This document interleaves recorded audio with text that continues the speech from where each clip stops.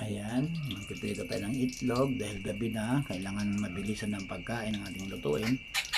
Mayroon tayong DIY na denatured alcohol kalan. Yan ang ating pinagpritoan ng tuyo, anong isda. Siya ngayon prito natin ng itlog. Yan, mainit na, umuusok-usok na.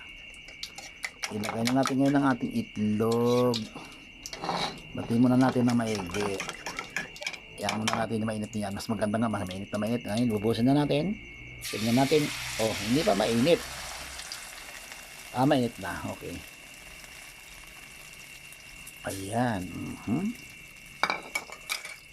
Yan. Hintayin natin ngayon yan na maluto.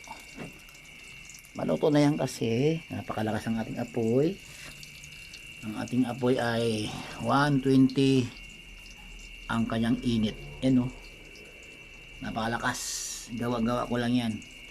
Tignan mo yung alambre ng Meralco. Yan. Pito-pikos. Tinalian ko lang ng alambre. Pero yan. Okay naman.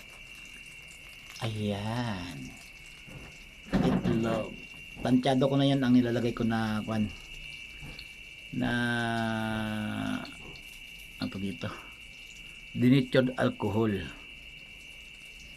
Bago yan maluto, ubos na ang denatured.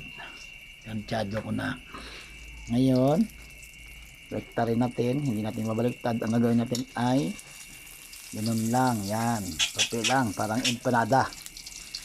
empanada style. Ayan. Okay, tama na yan. Luto na yan. Bye-bye.